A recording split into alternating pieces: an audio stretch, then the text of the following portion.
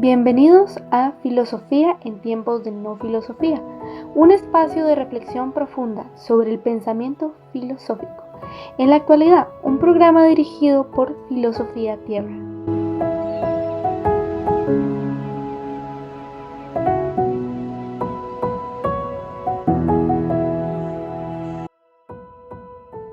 Pero Dios, que es rico en misericordia, por su gran amor con que nos amó, aun estando nosotros muertos en pecados, nos dio vida justamente con Cristo.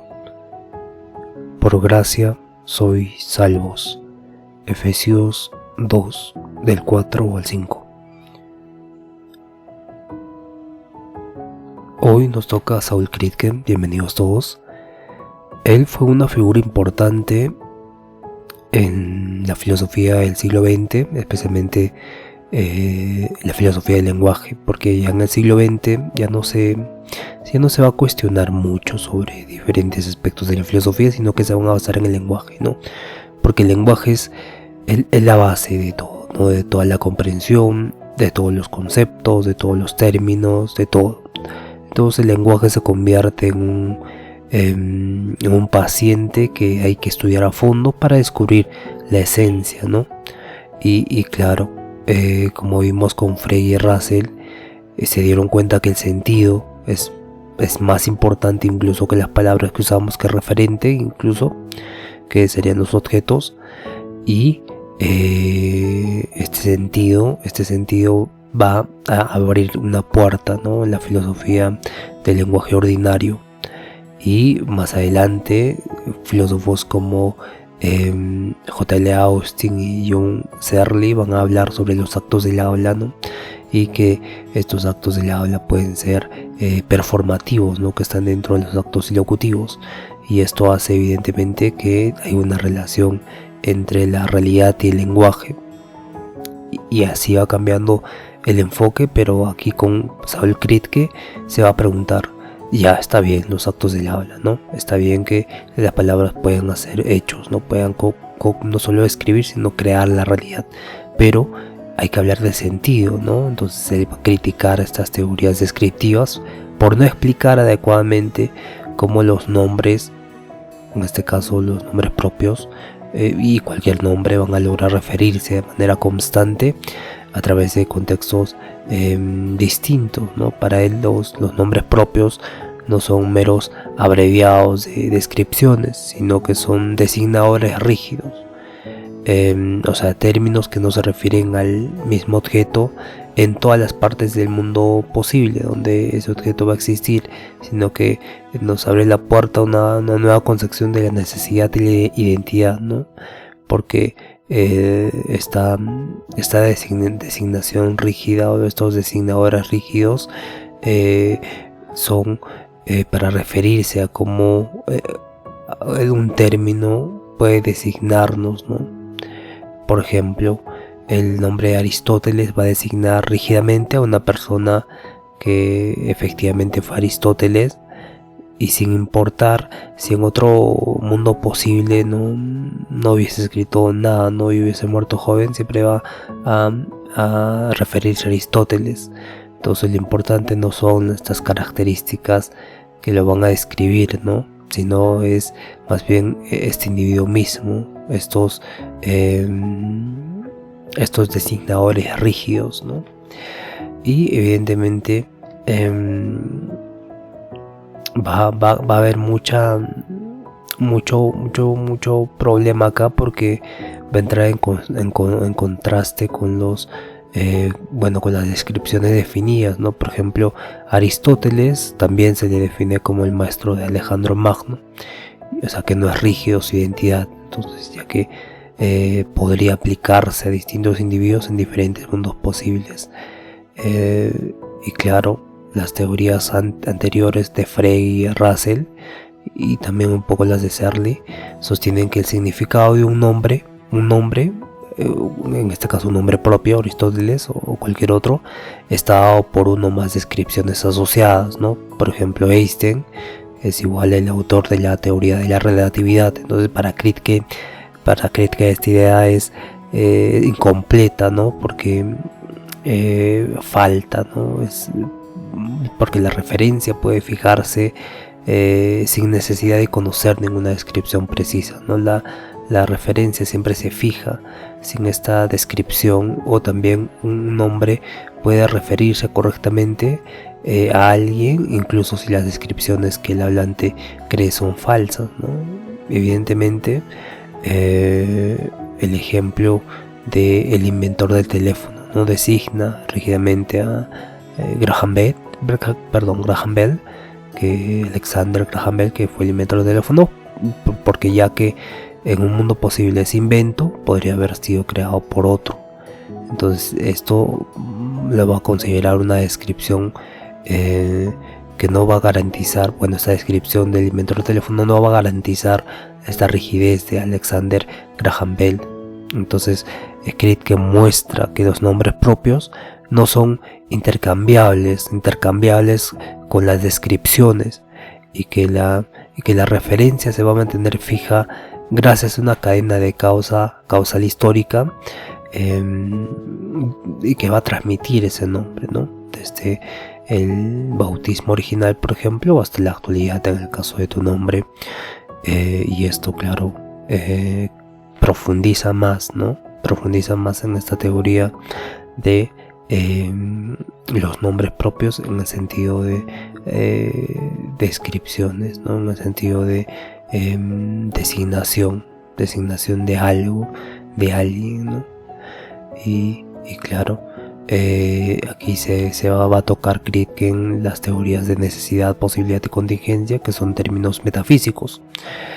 Son puramente metafísicos, porque una proposición es necesaria si no podría haber sido de otra manera en ningún mundo posible. Entonces es verdadera en todos los mundos posibles, como fue el caso de 2 más 2 es igual a 4.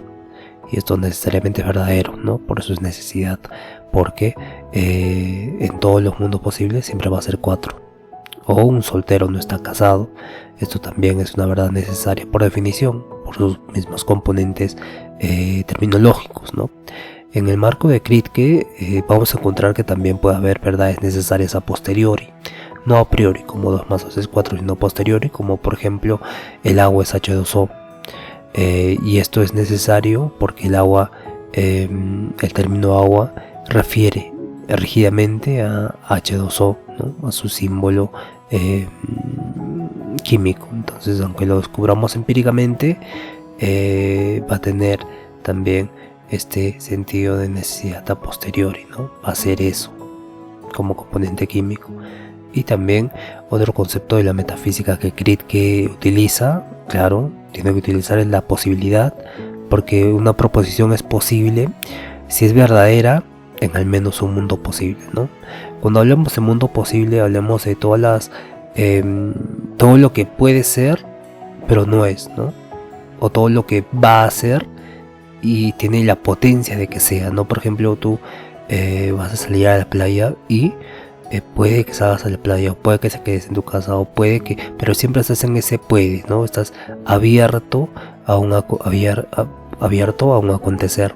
Entonces, por eso utilizan este concepto de mundo posible, ¿no? Porque en metafísica es difícil escribir todo esto, porque todo esto es en potencia posible, realizable como acto, ¿no? Como consecuencia, ¿no? Pero como acto estamos nosotros siempre decidiendo qué hacer, ¿no? Entonces es lo que hace acá Kripke, pero ya también con el lenguaje. Por ejemplo, Napoleón pudo haber ganado en Waterloo, ¿no? En esta proposición, y es posible, aunque no ocurrió en el mundo real, pues ha podido ser posible, ¿no? Entonces las proposiciones siempre son posibilidades, ¿no? Cuando hablamos de esta, Napoleón pudo haber ganado en Waterloo, es una proposición y es verdadera, al menos en un mundo posible puede ser verdadera, aunque no haya ocurrido en el mundo real, ¿no? Ha podido ser. Entonces la posibilidad es importante cuando se habla de metafísica, pero claro, de metafísica sobre todo, iba a decir teología, pero también en teología se usa mucho, ¿no?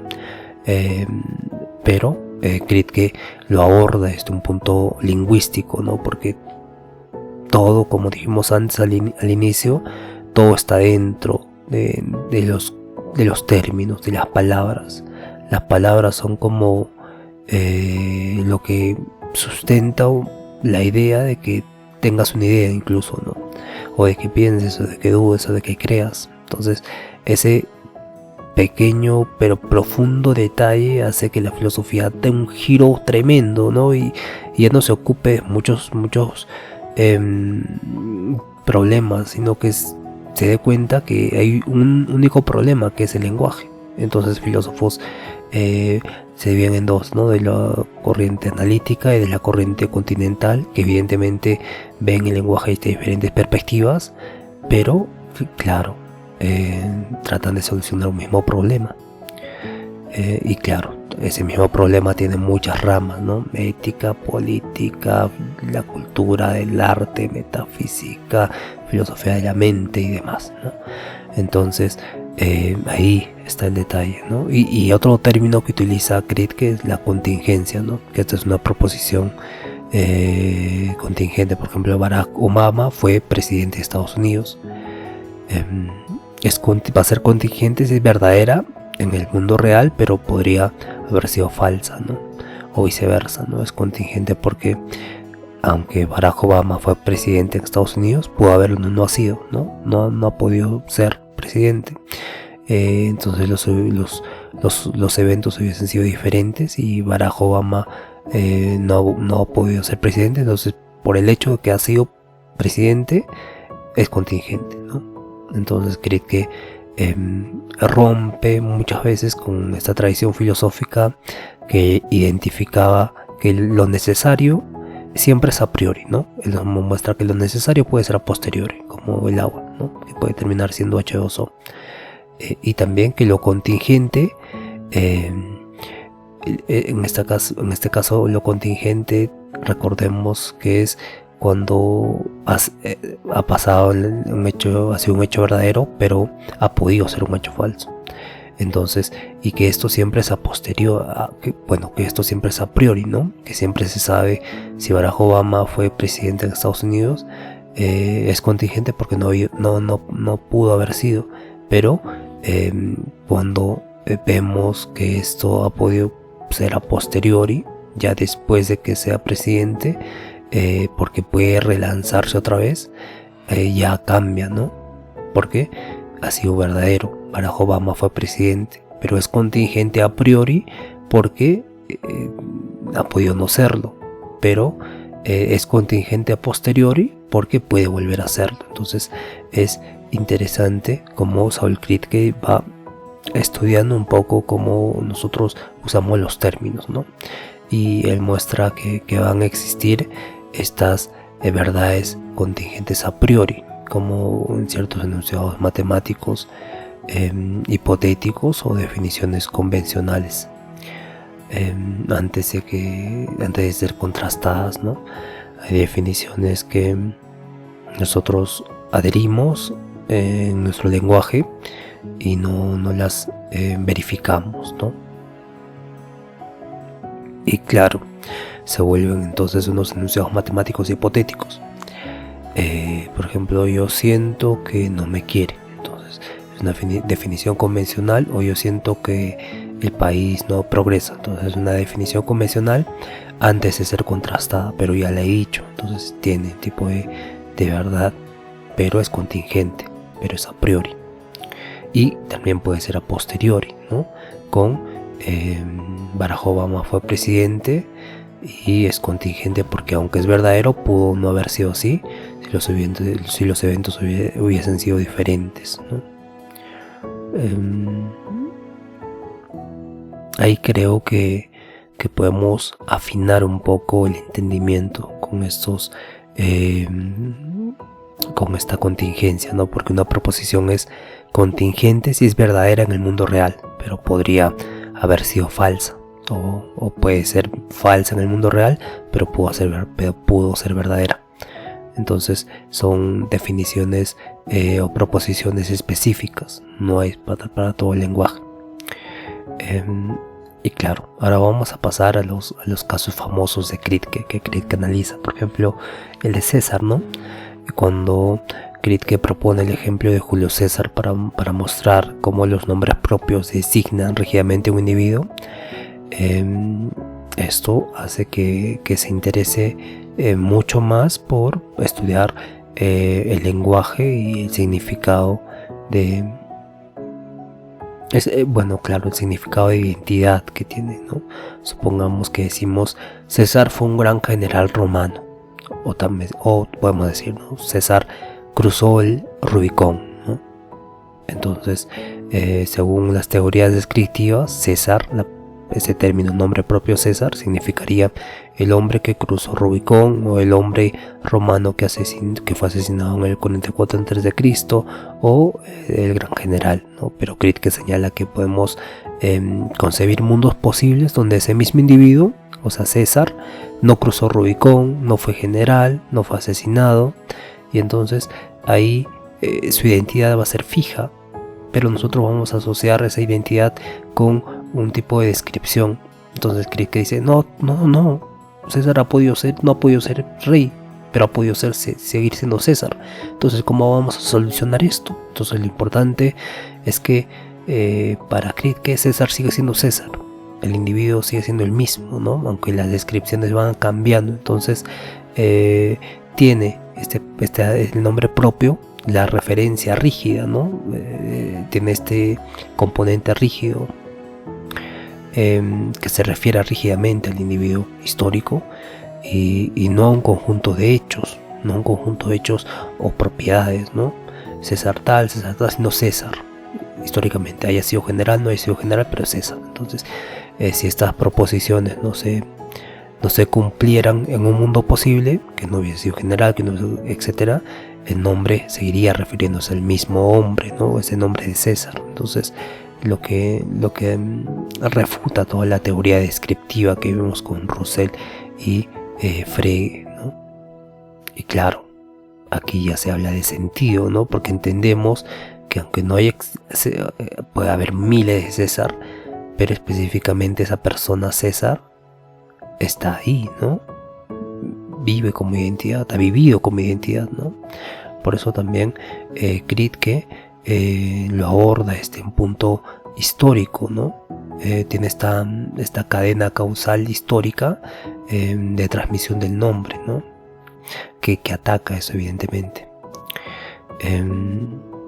Y evidentemente Kripke no se queda solo ahí, ¿no? No se queda solo ahí, porque este es uno de los ejemplos más conocidos de él, pero hay otro ejemplo, ¿no? El Sperus igual a Prospurus, que nos va a hablar de la verdad necesaria a posteriori, ¿no? Bueno, contexto. Sperus era un nombre tradicional que se le designaba al lucero de la tarde, ¿no? Como vimos también si no recuerdo, no fue en Roussel, fue posterior en Austin, claro, en Roussel. El lucero de la tarde, el lucero de la mañana se refieren a Venus, el planeta Venus. Sí, es con Frege. Entonces, claro, cuando decimos el lucero de la tarde, se referían a Hesperus, ¿no? Tenían este nombre antiguamente. Entonces,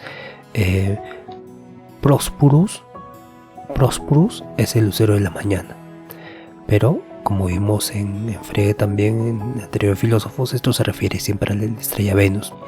Históricamente se pensaba que eran dos cuerpos celestes distintos, ¿no? En la antigüedad, y los astrónomos posteriormente descubrieron que ambos nombres designan el planeta Venus. Entonces la afirmación de Hesperus igual a Prospurus es una epistemología a posteriori, ¿no? Es una verdad necesaria a posteriori, y solo se puede conocer, solo se supo mediante una observación empírica, y esto evidentemente tiene consecuencias o tiene referencia a una metafísica necesaria, ¿no? Si es verdadera, entonces lo es en todos los mundos posibles. Y no puede haber un mundo donde Hesperus sea diferente a Prosperus, porque ambos nombres se refieren a un mismo objeto. Entonces, aunque el enunciado fue informativo cuando se descubrió, era necesario porque su identidad entre dos designadores rígidos, que eran los nombres propios, se referían a lo mismo, no tenían la misma identidad. Y esto desafiaba toda la idea fregiana de Frege de que todas las verdades necesarias deben ser conocidas a priori. Y evidentemente esta verdad necesaria era conocida a posteriori. Y bueno, y entonces llega a las implicaciones filosóficas, donde los nombres que nosotros tenemos no tienen sentido en virtud de las descripciones, sino que la identidad entre, bueno, claro, los nombres siempre están referidos a hechos no a priori sino a posteriori, y en general, ¿no? La identidad entre dos nombres puede ser necesaria, aunque solo sepamos que es verdadera mediante la experiencia.